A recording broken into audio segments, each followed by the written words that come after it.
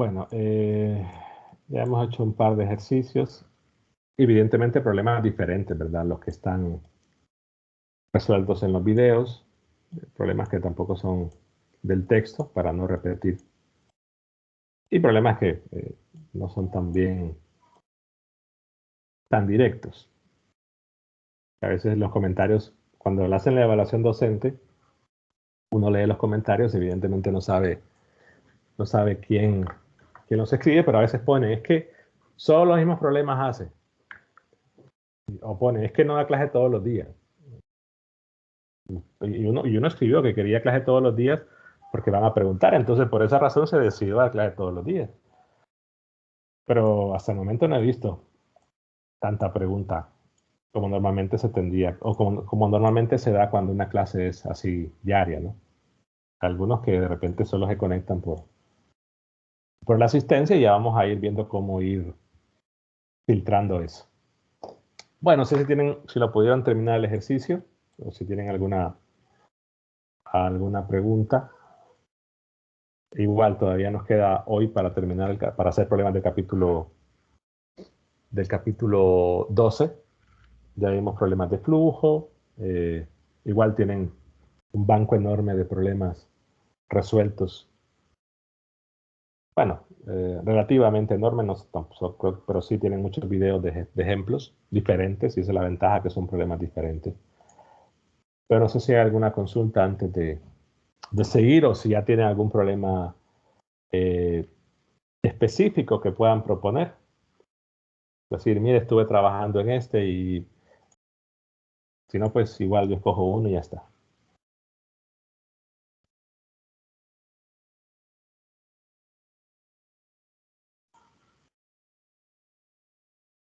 ¿No? Voy a poner el audio del grillo. El audio del grillo como fondo ahí cuando haga una pregunta y nada dice nada. Bueno, voy a agarrar otro de la guía.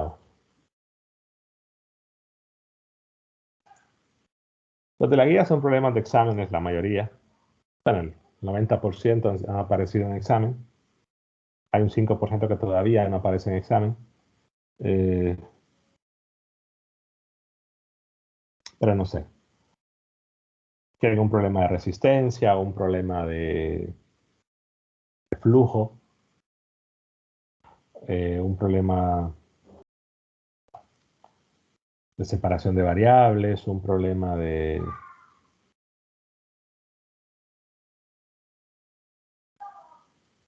¿Qué podría haber otro?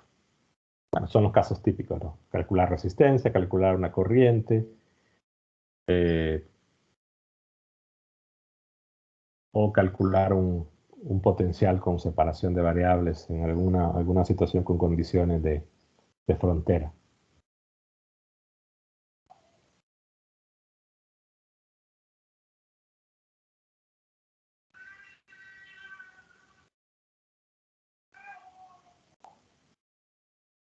Bueno, voy a hacer una separación.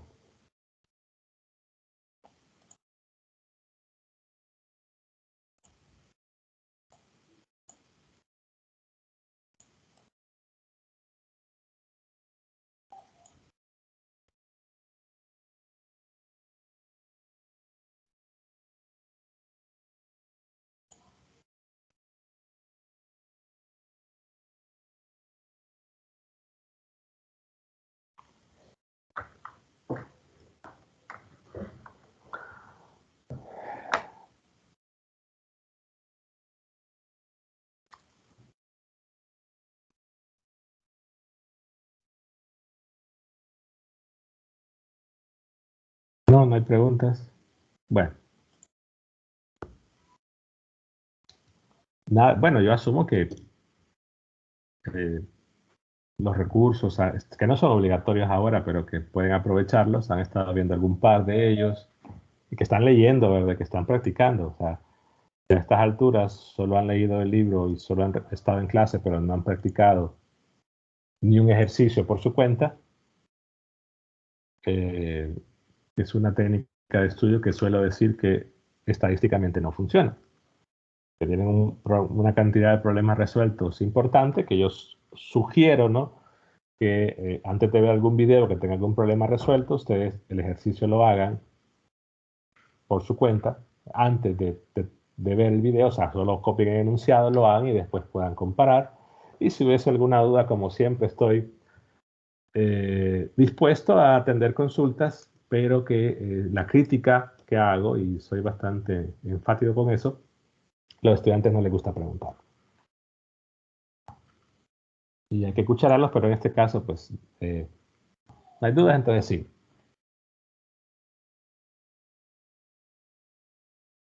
Un conductor IHL de conductividad sigma 1 está dentro de un campo uniforme, o sea, pensémoslo así, ¿no? Que tenemos, y este es un clásico en el sentido de que es un problema que se puede adaptar, ¿no? Para diferentes condiciones. O sea, tenemos un campo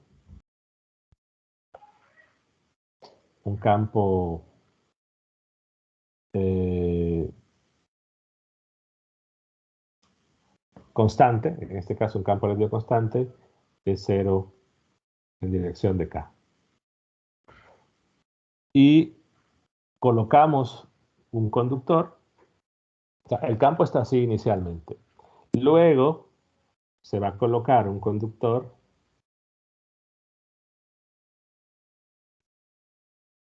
como que suelo poner el ejemplo, ¿no? Que tienen una corriente de agua y colocan una piedra y esa piedra va a generar algún tipo de distorsión en la zona cercana a donde está la piedra, ¿no? La corriente del agua va a empezar a desviarse en la zona donde está la piedra, pero luego va a mantener su curso normal. Entonces, se coloca, no sé si yo le había quitado también otra vez esto de admitir. Entonces, se coloca ese conductor muy grande y hay una cavidad esférica, cavidad esférica de conductividad sigma, o sea que tengo un conductor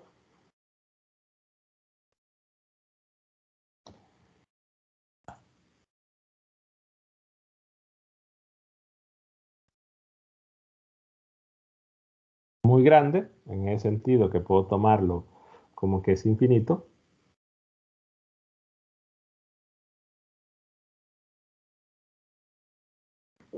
que está dentro de ese campo, perdón, inicialmente estaba dentro de ese campo, o sea, así.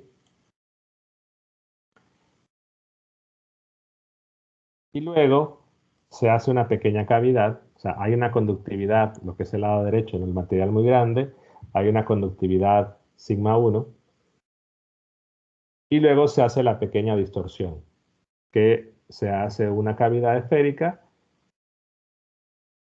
y ahí tenemos una conductividad sigma 2. Y eso va a generar una distorsión. O sea, se debe considerar que el campo S uniforme está actuando ya para el conductor muy grande y que se distorsiona cuando se mete esa pieza o se agrega ese otro material de conductividad 2. Entonces, lo que uno debería esperar es que haya pequeñas distorsiones, que no estoy diciendo que van a ser así, pero que haya distorsiones producto de esa región de conductividad 2, pero que después, muy lejos, relativamente lejos, digamos, de la distorsión de ese material, el campo va a seguir siendo constante. Eh, repito, este problema se puede adaptar en un montón de situaciones, tanto para campo eléctrico como para campo H y para campo B. Se van a ver más adelante.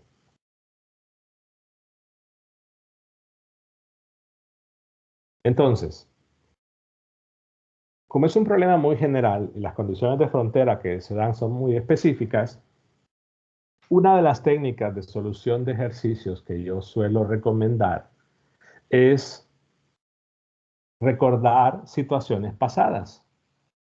Es decir, cosas que de repente se hicieron en problemas similares y adaptarlas a este caso. Particularmente, si ustedes recuerdan, bueno, si llevaron 321 en Tegucigalpa, probablemente no recuerden separación de variables, porque estoy casi seguro de que a duras penas alcanzan a ver el capítulo 10. Si la llevaron en una ABS, posiblemente sí. Pero independientemente, si no lo vieron, recuerden que se dio una lista de videos, una lista de YouTube con todos los recursos que yo suelo utilizar en 321. Entonces ahí comentaba que tendrán que revisar de manera obligatoria el tema de separación de variables si no lo vieron y que particularmente se concentraran en la parte de las esféricas y la parte de las cilíndricas. Entonces, cuando decimos que es muy grande, que el conductor 1 es muy grande, decimos que es infinito. Y que la situación de tener un campo constante, bueno, tendría que haber un estímulo externo lo suficientemente grande para que se pueda mantener ese campo constante aún en infinito. De repente son hipótesis bastante o físicamente improbables, pero el problema ofrece una facilidad de solución si establecemos esa condición, de que ese campo hay algo que lo mantenga uniforme aún en el infinito. Entonces podemos identificar dos regiones donde hay un cambio de condición, porque inicialmente tengo una región donde hay una conductividad 1, luego tengo una región donde hay una conductividad 2. Entonces, dos regiones con características diferentes van a producir cambios en campos electromagnéticos, en particular el campo eléctrico. Lo que quiero decir entonces es que podemos definir dos regiones para encontrar la información que nos están pidiendo. Y el problema en realidad lo hace todavía más claro, encontrar el potencial dentro y fuera de la cavidad. Entonces, por simplicidad, dado que la cavidad es esférica, sale mucho más fácil los cálculos si consideramos que el origen se encuentra justo en el centro de la cavidad. Cada problema menciona que es cavidad esférica. Entonces podemos tener dos regiones. Vamos a decir que como me están pidiendo el potencial, yo voy a tener un potencial, lo voy a poner en la región, voy a ponerlo mejor así, un potencial dentro de la cavidad y un potencial fuera.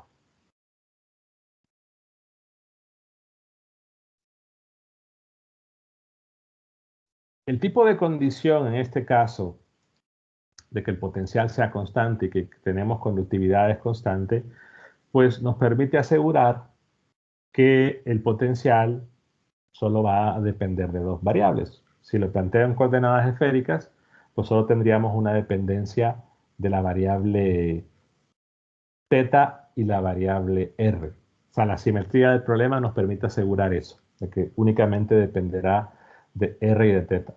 Entonces, pues lo que hacemos es no plantear, vean que estoy diciendo, voy a usar separación de variables, pero resalto que en los problemas ya, que son coordenadas esféricas y cilíndricas, no es que planteo y resuelvo la ecuación de Laplace. Eso se hace una sola vez y lo pueden revisar en los videos del capítulo 11, sino que arrancamos de la solución que se obtiene, de la propuesta de solución que se obtiene en el capítulo 11. Solo para darles un nombre de la ecuación, creo que es la página 200 algo.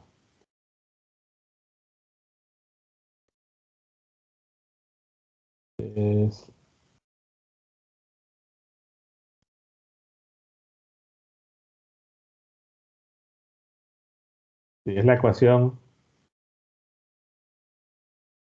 199.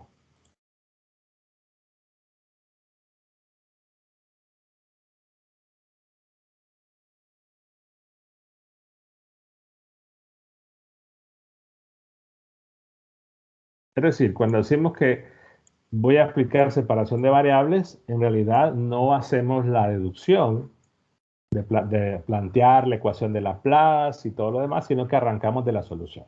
Entonces, por eso les decía que si en todo caso no lo vieron en 321, quizás tampoco es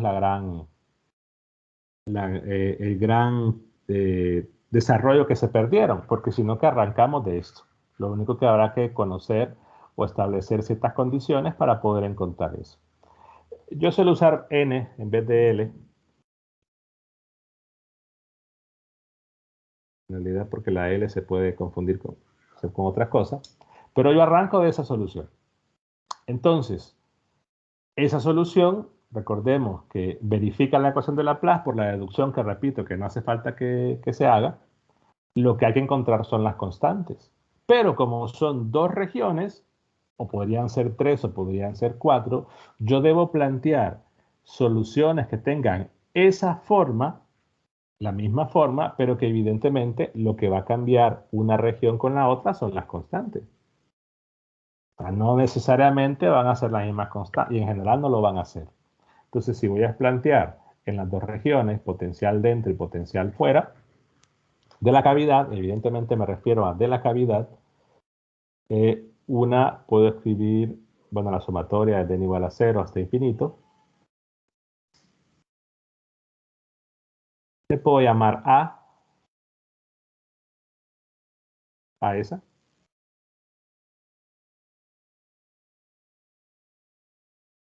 Y en este caso, los polinomios, bueno, polinomios entre comillas, porque son evaluados en coseno, son los polinomios de Legendre. Esos son los que aparecen en el desarrollo de multipolios del capítulo 8, que estoy seguro que todos lo vieron.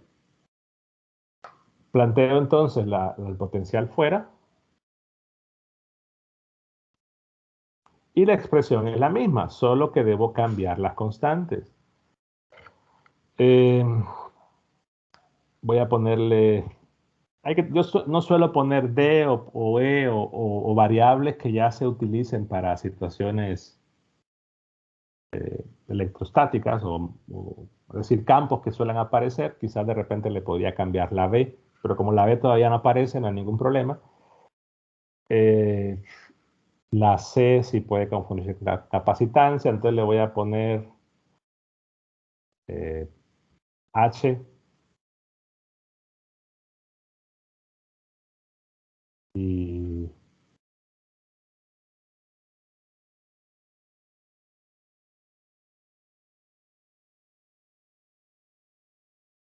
bueno, F.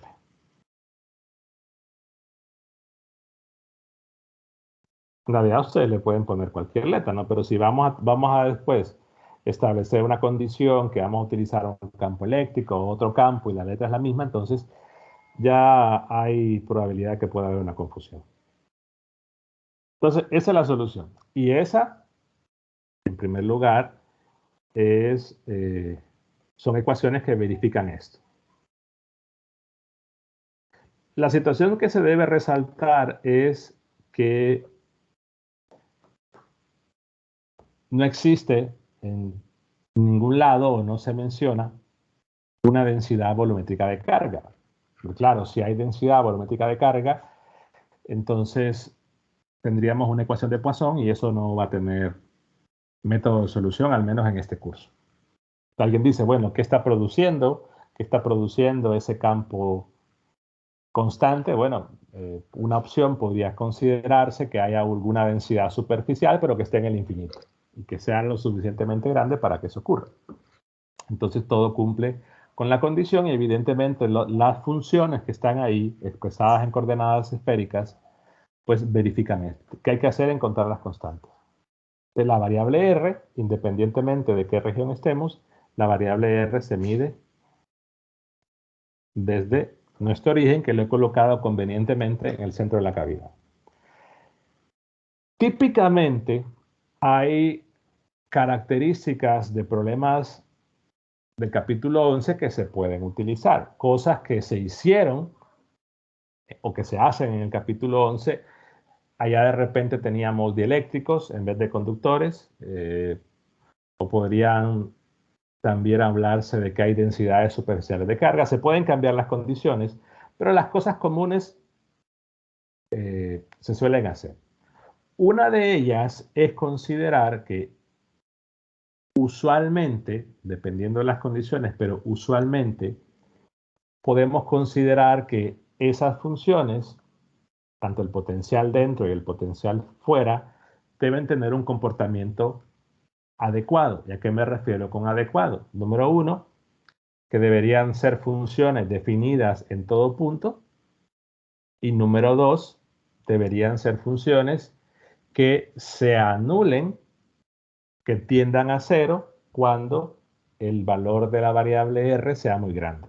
Que es el comportamiento usual, ¿no? Funciones que son definidas y continuas y que se anulen en el infinito. Pero claro, no podría haber condiciones diferentes. Por ejemplo, si yo tengo una carga puntual, estarán de acuerdo que el potencial de la carga puntual es Q sobre 4pi epsilon 0 R.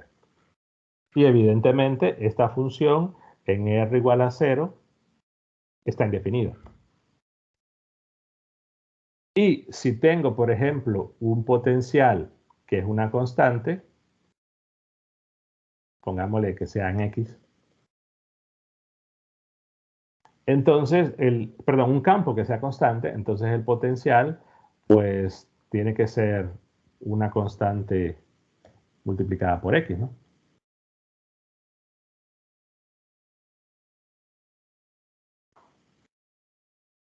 Evidentemente, si la X se va al infinito, el potencial no va a ser cero, sino que el potencial se hace infinito. Entonces, estas cosas podrían cambiar un poco la estructura general. Entonces, por ejemplo, si yo voy al centro de la cavidad, en el centro de la cavidad, que claro, ahí los valores de R, creo que mencionan que la cavidad tiene un radio, no dice cuál es el radio, entonces podemos considerar un valor A,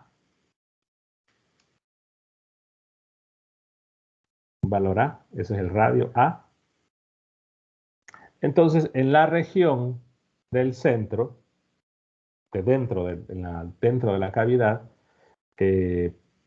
tenemos el término este, que tengo un R dividiendo. Y en esa región, R puede ser 0, porque recordemos que aquí es si R está entre 0 y A. Y en la otra es si R es mayor o igual que A.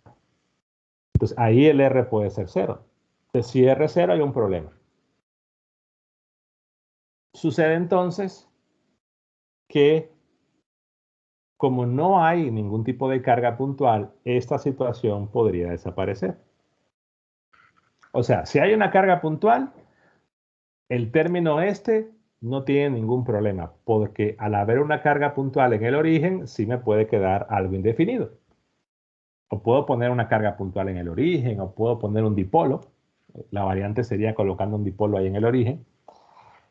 Pero si hay algo en el origen, que ese algo, su potencial tenga la forma tal que quede indefinido en cero, entonces el término este no tendría ningún problema de existir.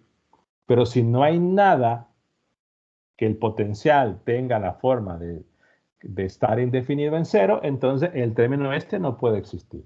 O sea, no hay alguna condición que, en lo que tengo inicialmente en pantalla, que diga que el potencial en el origen quede indefinido. Por lo tanto, entonces el término ese no debería existir. Y lo que hago es decir que cada v sub cada v es cero. Todas las v's, desde n igual a 0 hasta infinito, son 0. Para que tengamos un potencial definido. ¿Cómo podría cambiarse esa condición? Bueno, ya mencioné, hay una carga puntual en el origen, hay algún dipolo o hay algo que sí permita que el término exista porque sí va a estar indefinido en cero. ¿Qué sucede en el otro? Pues en el otro alguien puede decir, bueno, tengo un valor de R dividiendo, entonces ahí puede quedar algo indefinido. Ahí no, porque recordemos que ese potencial fuera, los valores que toma R son mayores que A. Entonces R pues no va a ser indefinido. Pero el término este, como aquí estamos en R mayor que A, aquí es la región donde R puede tomar el valor de infinito. Entonces, bueno, si no hay nada afuera que produzca que el potencial, bueno, si no hay algo que no haga que el potencial se anule en el infinito, pues si no hay nada, el término debería ser cero. Porque al no haber nada, el comportamiento usual es que el potencial decrezca a medida R se haga grande y entonces el término este debería desaparecer. Pero en este caso no, porque si hay algo, hay alguna condición en este caso que es que hay un campo y que el comportamiento de ese campo se debe mantener, exceptuando en zonas muy cercanas a donde está la perturbación, que repito, es simplemente colocar la esfera con una conductividad diferente. Entonces, en ese caso, no puedo decir que el término esté cero. Si no hubiera ese campo, pues simplemente digo es cero y ya está. Entonces, son condiciones que se pueden ir cambiando. Y aquí tenemos al menos un ejemplo de cada una en cada caso. ¿Qué sucede entonces? Que el potencial dentro se reduce, solo tiene un término. El potencial fuera no. Entonces, si hago la simplificación, yo digo el potencial dentro únicamente se va a reducir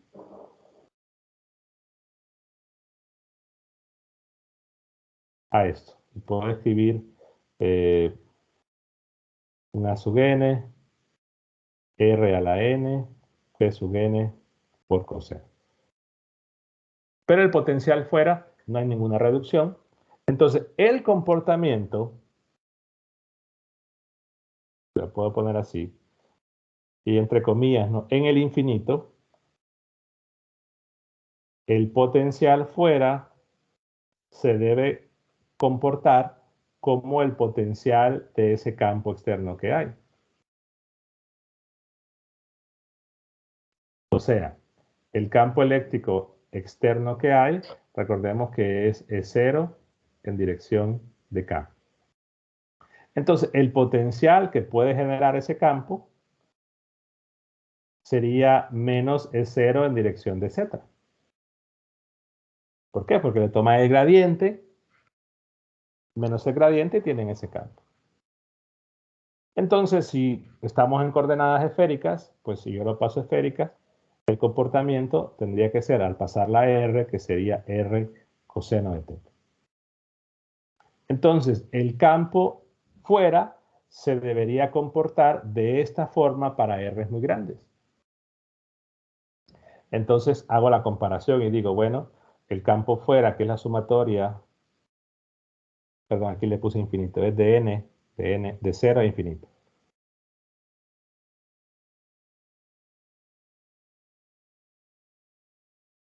Aquí las constantes son h,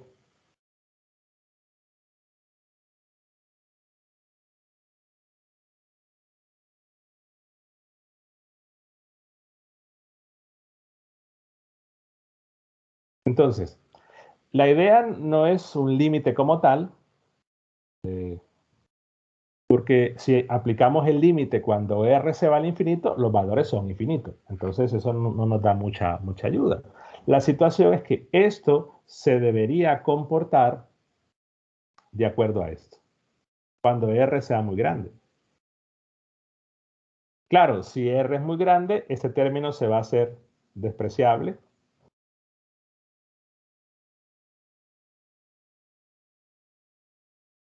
Se va a hacer muy pequeño. Y quiere decir que el único término que va a ir quedando de la sumatoria es el término que tenga la forma esta, ¿no? Hn, R a la n, P sub n coseno. El otro, repito, no es que sea cero, sino que cuando R se hace muy grande, el término es despreciable. Y el comportamiento, cuando R es muy grande, tendría que ser de acuerdo a esto. ¿Qué podemos concluir? Primero, Fn no es cero. Al menos no por esa condición. El término se desaparece por el R. Pero como los términos se deben comportar de acuerdo a la misma forma y aquí es para toda n, nos damos cuenta que no puede ser para toda n. ¿Por qué? Porque en el lado derecho aparece coseno, en el lado izquierdo tengo una sumatoria, y recordemos que el polinomio de Legendre, pues son polinomios que se evalúan en coseno, pero quedan polinomios evaluados de un grado igual a n.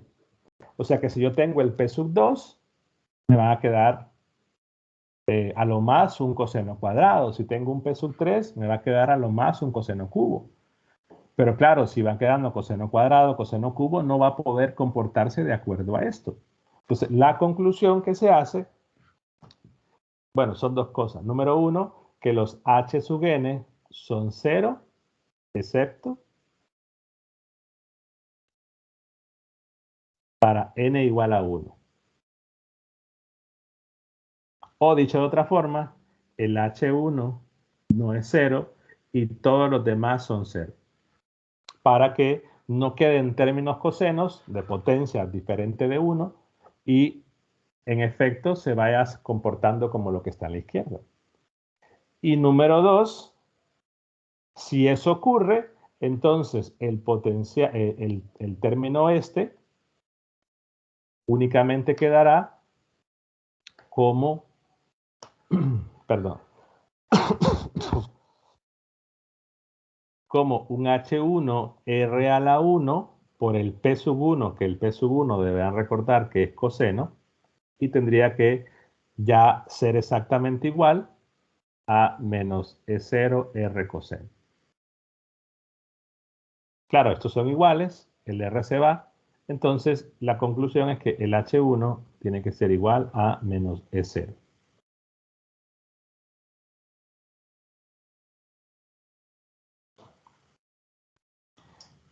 Si nos vamos aquí sí es importante recordar un poquito la deducción, aunque tampoco es tan relevante, pero si nos vamos a la deducción de la solución de separación de variables, los h's al final de cuentas van amarrados con los f, o sea que van juntos.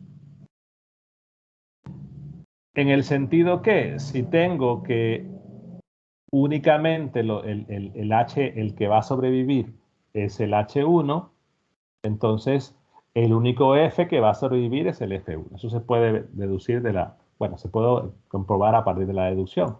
Por lo tanto, el único f que no va a ser 0 va a ser el f1. Entonces ahora reduzco un poco más la expresión del potencial fuera. Entonces el potencial fuera, todos los coeficientes o las constantes son 0 exceptuando algunas, y lo reduzco. Simplemente sería menos E0 R más F1 por coseno. Que recordemos que coseno es el polinomio 1 de Legendre, evaluado en coseno. Evidentemente, vean que si R, perdón, me faltó aquí entre R cuadrado. O sea, lo que hago es decir, solo sobreviven en la sumatoria los evaluados en n igual a 1. Por eso queda R cuadrado en la parte de abajo del F, ¿no? Y nuevamente, puedo ver que si R es muy grande, el término con la F se va a reducir y el que sobrevive se va comportando de acuerdo a la condición del problema que es esto. Pero todavía nos falta encontrar ese F1. ¿Qué otra información podemos utilizar? Bueno, la situación que recordarán de 321, que el potencial es una función continua. O sea que si yo evalúo el potencial dentro en R igual a A, tendría que ser igual al potencial fuera de la cavidad evaluado en R igual a A. O sea, potencial continuo.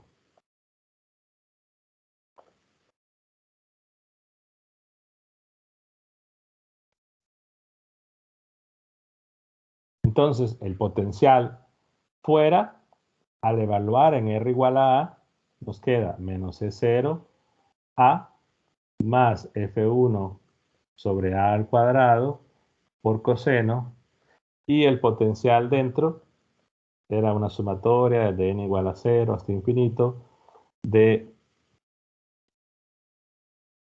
un A sub n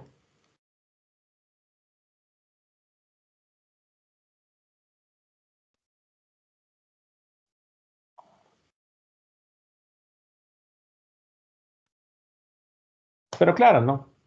La situación es igual. Como estamos evaluando en R igual a A, aquí tendría que colocar A a la N.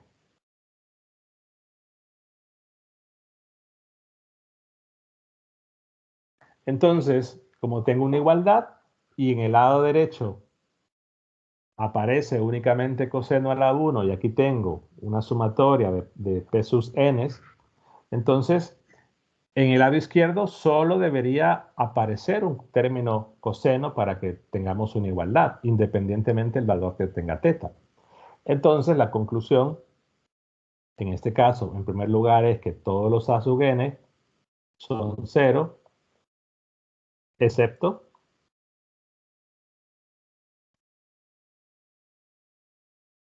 para n igual a 1, es decir, que el A sub 1 no es 0. Entonces, nuestro potencial dentro se reduce a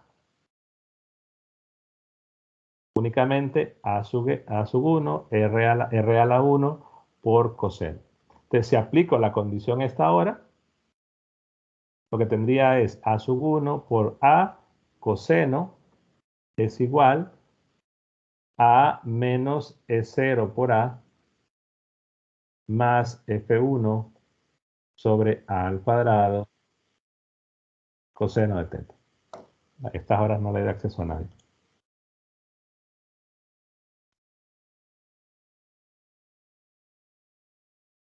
¿Ok? Entonces, si hacemos una simplificación, bueno, aquí se va. Y lo que tendría es A sub 1, A igual a menos E0A más F1A al cuadrado.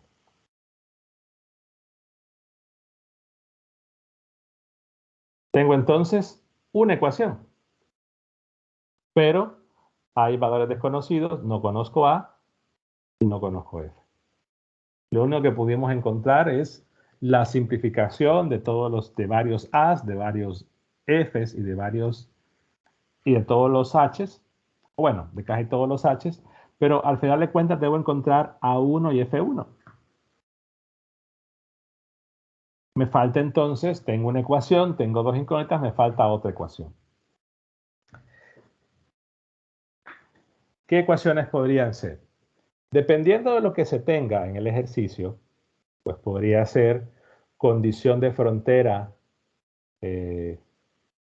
con dieléctricos o condiciones de frontera con conductores o otro tipo de condición en general,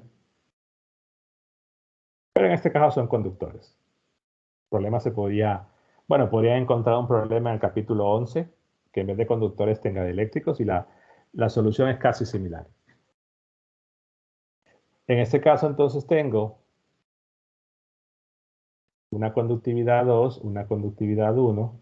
Entonces podría hacer o puedo hacer la comparación del campo J en la superficie.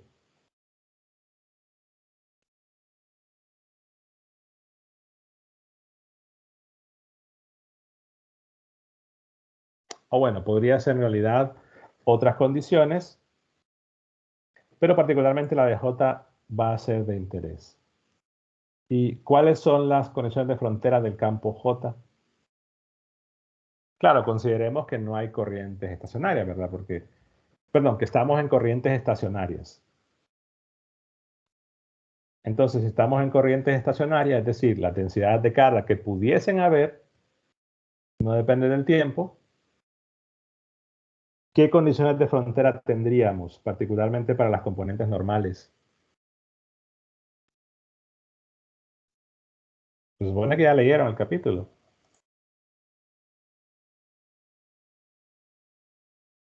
La pregunta es para todos. Respondan, todos, escriban en el chat.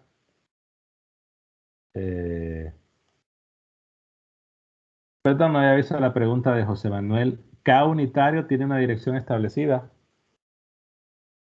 Como me refiero a la K minúscula, o sea, es la K minúscula, entonces se refiere a los versores en cartesiana, ¿no? X, Y, J, no es la K mayúscula vector.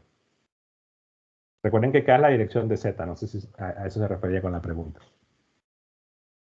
Pero yo les hice una pregunta, ¿cuáles son las coordenadas de frontera de J?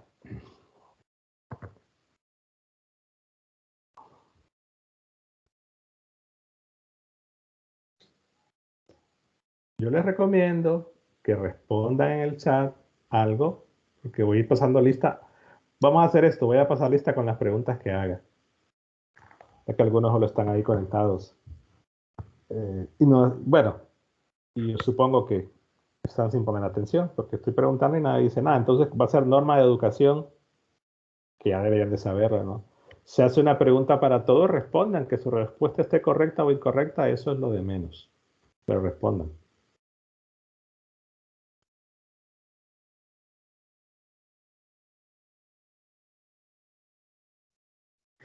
Bueno, sigo mejor.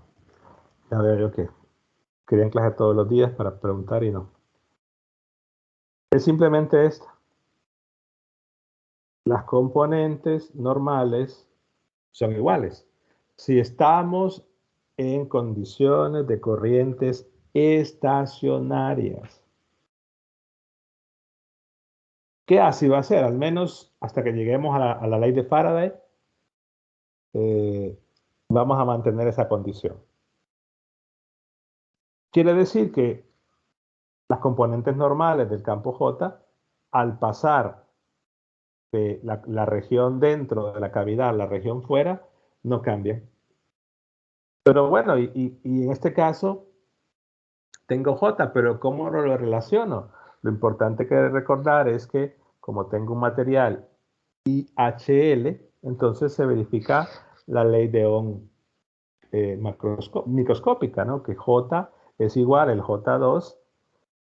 Solo que vamos a establecer aquí que no le voy a poner 2 o 1 porque puede haber una confusión. Sino le voy a poner el J fuera normal y el J dentro.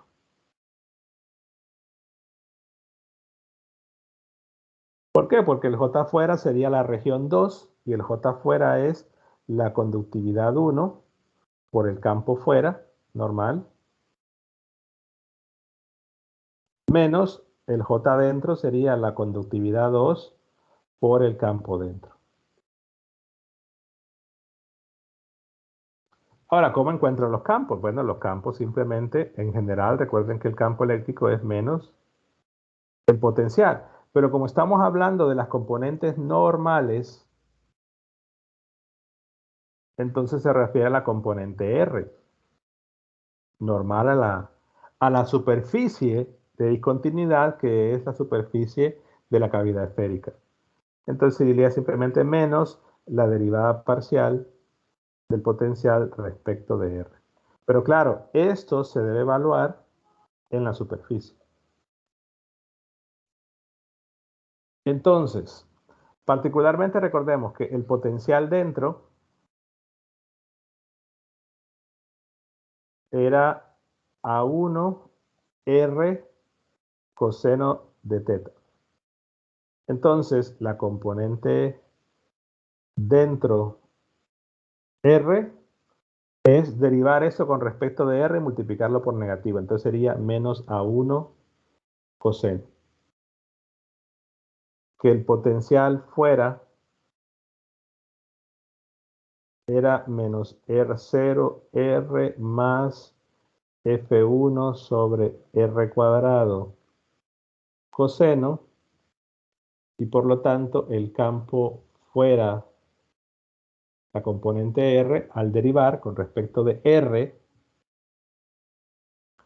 y multiplicar por un negativo nos quedaría menos E0 menos, menos 2F1 R cubo por coseno. Entonces ahora aplico la condición, ¿no? Conductividad 1 por fuera R menos conductividad 2 por E dentro R. Le podría poner campo 1 y campo 2, pero como las conductividades están como invertidas, no quiero que eso cause una confusión. Porque la conductividad en la cavidad es la 2 y la conductividad afuera es la 1. Pero bueno, entonces habrá que evaluar esto en R igual a A. Entonces tomo la primera. Vean que el negativo va a desaparecer. Entonces queda sigma 1 es 0 más 2F1 sobre, tengo que evaluar A al cubo multiplicado por coseno menos la conductividad 2 por el E dentro. Entonces el negativo de acá con el negativo de acá se va a desaparecer, te va a quedar un más y quedará A1, que es 1, coseno del ángulo igual a 0. El coseno se puede desaparecer y lo que tendrían es la otra ecuación para el sistema de ecuaciones de 2 por 2.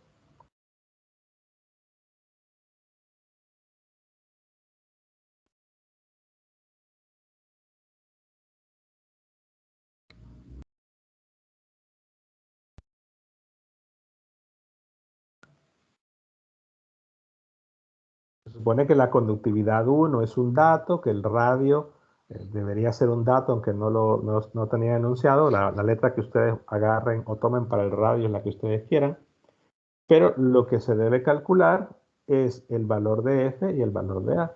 Porque vean que teniendo F y teniendo A, automáticamente tienen ya el potencial en todo punto. Y lo que podría ser interesante, que alguno lo puede hacer, es graficar, ¿no? Graficar en los potenciales, a ver, porque inicialmente yo hablé de que la analogía que se tenía es que hay una especie de perturbación por la modificación del problema, por esa conductividad diferente que se agregó, pero que después el campo se debería comportar igual y esas condiciones se usaron. Entonces quizás lo interesante podría ser graficarlos y ver en efecto el comportamiento, ¿no? A ver si es cierto de que el campo se mira perturbado, un poco perturbado cerca de R igual a A, pero ya después se ve normal. Es un sistema de 2 por 2, ¿no? Nada complicado, encuentran F y A1 y eso pues les queda a ustedes determinar. Si hay alguna pregunta.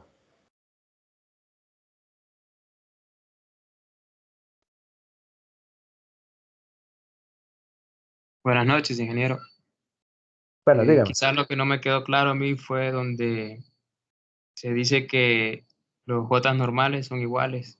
¿Cómo determinamos nosotros en este ejercicio que son corrientes estacionarias? En realidad, la razón más simple es porque no vamos a trabajar con corrientes estacionarias hasta el capítulo 19. El único tipo de, es decir, para calcular campo B, para calcular problemas, inclusive los problemas de flujo, quizás hay algún problema donde pidan determinar que es una corriente estacionaria, no, pero es solamente calculando el gradiente de J. Pero en este tipo de casos tendría que decirlo, ¿no? Entonces, quizás otra forma no tan simple de verlo es que, por ejemplo, yo mencioné un par de condiciones al inicio. Dije, ok, las densidades de carga que van a producir ese campo en realidad tendrían que ser superficiales y tendrían que estar en el infinito. Es la única opción, como que vean dos placas, pero que fueran infinitas, es la única opción para considerar que el campo va a ser constante e inclusive en el infinito, o a una distancia muy grande. Y eso lo mencioné también para decir que no habían densidades volumétricas de carga. Entonces, si yo lo veo como dos placas muy grandes, entonces las densidades de carga que pudiesen existir serían superficiales para que el campo fuese así y para que tuviéramos entonces la ecuación de Laplace. Entonces, en la región, particularmente de la cavidad, justo en la superficie, no hay ningún tipo de carga. Entonces, aunque las cargas estas que están en el infinito fuesen variables en el tiempo, en la región donde estamos evaluando no hay ningún tipo de carga.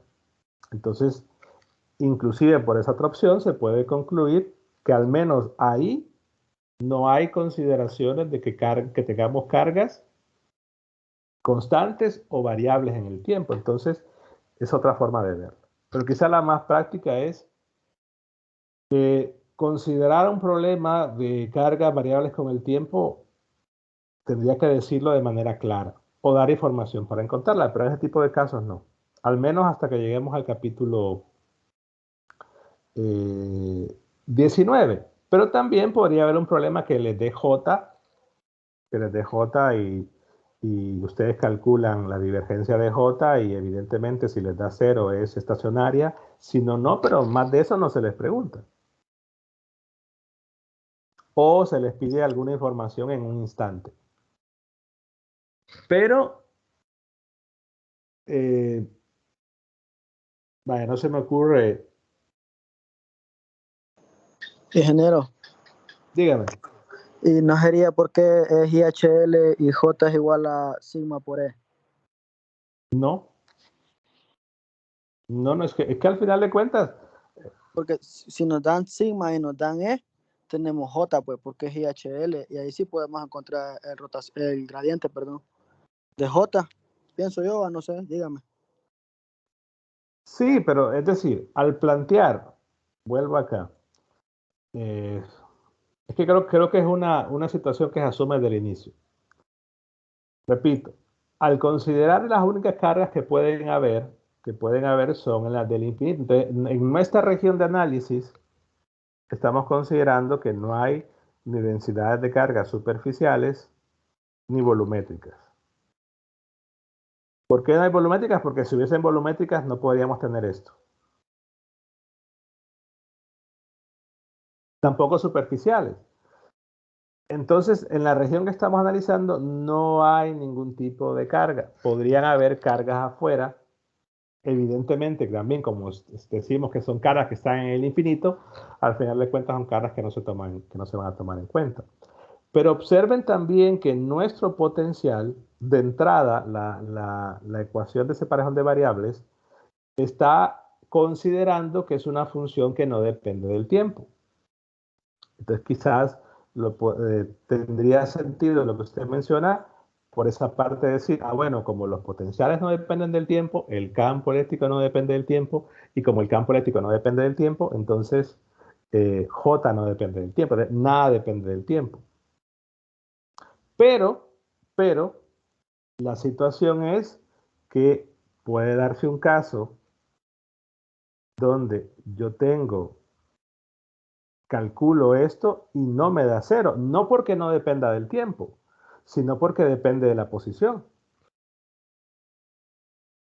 No sé si me explico en esa parte. O sea, decir que tengo una corriente estacionaria es que las densidades de carga dependan del tiempo, o cualquier densidad. No tiene por qué ser J, puede ser sigma.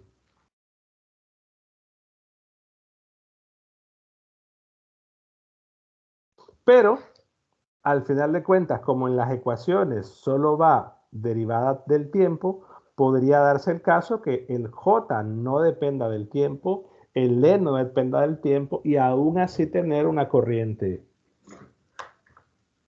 que no sea estacionaria. Es como poniéndolo en contraejemplo. O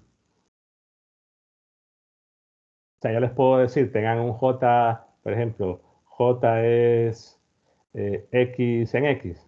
Divergencia de J, ¿cuánto es? 1. Bueno. Entonces la corriente no es estacionaria. Y no hay una dependencia del tiempo. Yo puedo decir, bueno, entonces el E es igual a sigma por J, entonces el E sería sigma por X en X. Pero igual, no tengo corriente estacionaria. Entonces no es, digamos, una condición que se da, sino que podemos verlo como una condición, perdón, impuesta. A menos que el problema diga, ¿no? Ya sería una situación bastante, una modificación que podría darse. El problema diga que tenga aquí, por ejemplo, una densidad de carga justo en la superficie que sea una función del tiempo. Pero tendría que ser superficial. Tendría que ser superficial. En la región de interés.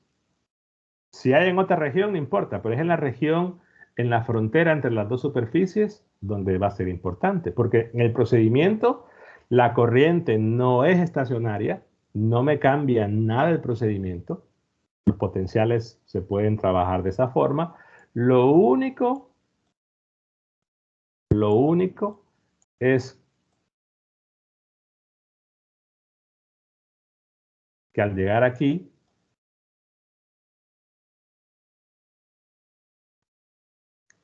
tenemos que colocar la derivada, ¿no? Menos la derivada de la densidad con respecto al tiempo. Claro, si cambia en esa parte dependiendo qué tipo de función sea, entonces la conclusión va a ser, depende de qué tipo de función, por eso digo, depende de qué tipo de función, pero podría haber entonces un caso de que el F y el A también dependan del tiempo. Ahí dependerá de la función que sea. Para algún tipo de función sí, pero para alguno no. Pero vean que al final de cuentas no es una situación que cambia tanto el ejercicio. Pero que sí, repito, en una condición, en un problema que se dé información de que hay una densidad de corriente superficial en la región que dependa del tiempo, se debería de dar. Ahora, que no dependa del tiempo, ¿se podrá encontrar?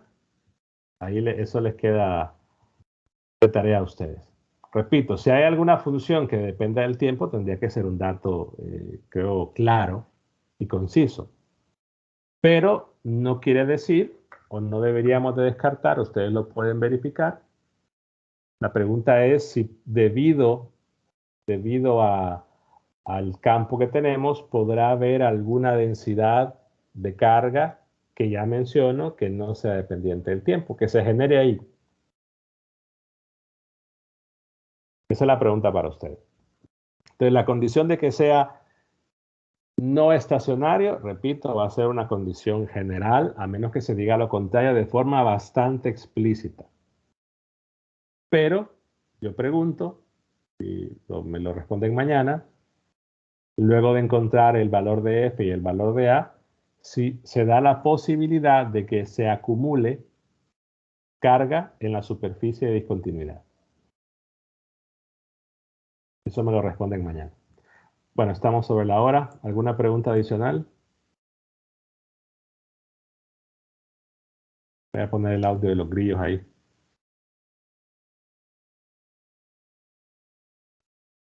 Ingeniero, mire, se me ocurrió a mí ahorita que usted mencionaba que tenemos que J es la derivada de la carga con respecto al tiempo, va. Creo que por ahí va la idea que nos está dando.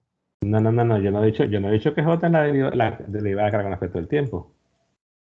Yo digo que en la condición, recordemos que la ecuación de continuidad es esta, ¿no? De divergencia de J más la derivada de la carga con respecto del tiempo es igual a 0. Y que de esta ecuación sale esta, que si quieren ver el número es la 1214 del libro, que es la condición de frontera para el campo J, que la pongo acá. A esa me refería, ingeniero, a eso me refería. Fue que me comí las palabras ahí, pero a eso me refería. Pero J no es la derivada de la carga con respecto al tiempo.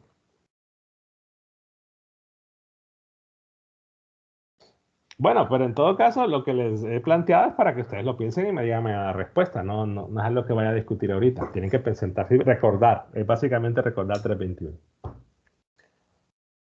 Bueno, ¿más preguntas?